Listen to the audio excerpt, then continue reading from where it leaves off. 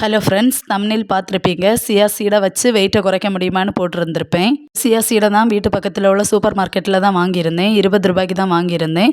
Use பண்ணி பார்த்து result நல்லா இருந்தாச்சுன்னா அடுத்த வாங்கலைன்னு தான் கம்மியாக வாங்கியிருந்தேன். இதில் 2 விதமாக ட்ரிங்க் ப்ரிப்பேர் பண்ணியிருப்பேன். ஒன்று பாலை வச்சு, இன்னொன்று சுடு தண்ணியில் தான். ஃபஸ்ட்டு பால் வச்சு எப்படி ப்ரிப்பேர் பண்ணியதுன்னு தான் சொல்லி தரேன். ஃபஸ்ட்டு சியா சீடை வந்து ஒரு சின்ன ஸ்பூன் அளவுக்கு எடுத்து ஒரு சின்ன பாத்திரத்தில் எடுத்து போடணும். போட்டுட்டு அதில் 1/4 பங்களவுக்கு சுடு தண்ணி தான் ஊற்றிருக்கேன். ஸ்பூன் வச்சு ஒரு 2-3 நிமிஷத்துக்கு நல்ல ஒரு மிக்ஸ் கொடுத்துட்டே இருக்கணும். அப்போ தான் அது ஒன்றோட ஒன்று ஒட்டாத இருக்கும்.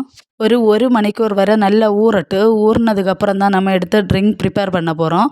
நம்ம அது ஊறுறதுக்கு முன்னாடி நம்ம பண்ணியாச்சுன்னா நம்ம தொண்டையில் தான் வந்து அடைச்சிட்ருக்கோம்.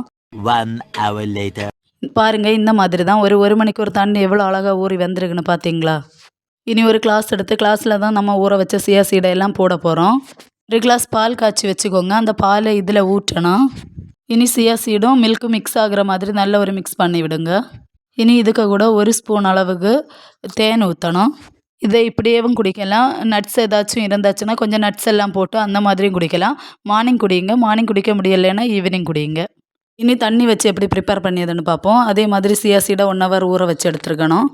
கிளாஸில் சியா சீடை தட்டணும். தட்டிட்டு பாதி லெமன் பிழிஞ்சு ஊற்றணும். அதில் நல்ல ஒரு மிக்ஸ் கொடுக்கணும். நல்ல ஒரு மிக்ஸ் கொடுத்துட்டு சுடு தண்ணி 1 கிளாஸ் காய்ச்சி வச்சுருக்கணும். சுடு தண்ணி இதில் ஊற்றணும். ஊற்றிட்டு இதுக்கு கூட 1 ஸ்பூன் அளவுக்கு தேன் மிக்ஸ் பண்ணணும்.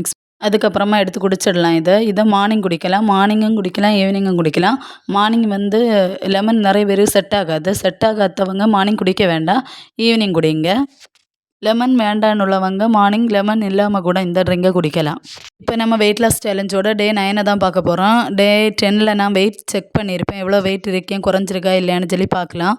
டே 9 காலமாக வந்து நான் தோசையும் சாம்பாரும் தான் எடுத்துருந்தேன். மதியானம் சோறு சாப்பிட்ருந்தேன். நைட் ஈவினிங் போல் கொஞ்சம் 1 கிளாஸ் பால் குடிச்சிருந்தேன். நைட்டுக்கு பேரக்காயில் உப்பு மிளகும் போட்டு தான் சாப்பிட்ருந்தேன். டே 10 வெயிட் செக் பண்ண போது அதே வெயிட்டில் தான் இருந்தேன். 66.1. கூடவும் இல்லை, குறையவும் இல்லை. நான் நல்லா எதிர்பார்த்தேன் குறைஞ்சிருப்பேன். ஆனால் அது கொஞ்சம் ஒரு மாதிரி தான் இருந்து குறையாத்தது. சரி, நெக்ஸ்ட் வீக்கு கண்டிப்பாக ட்ரை பண்ணி நல்ல இம்ப்ரூவ்மெண்ட் கிடைக்கும்னு நினைக்கிறேன். டே 11 காலமாக வந்து புட்டும் பழமும் டீயும் தான் குடிச்சிருந்தேன். மத்தியானத்துக்கு சோறு, பொரிச்ச மீன் கறி, அவியல் கொட்டு, கொஞ்சம் கிழங்கு எடுத்திருந்தேன். ஈவினிங் டீ தான் குடிச்சிருந்தேன். நைட்டுக்கு பெருசாக பசி இல்லாததுனால நைட்டுக்கு அன்றைக்கி எதுவுமே சாப்பிடலைண்ணா.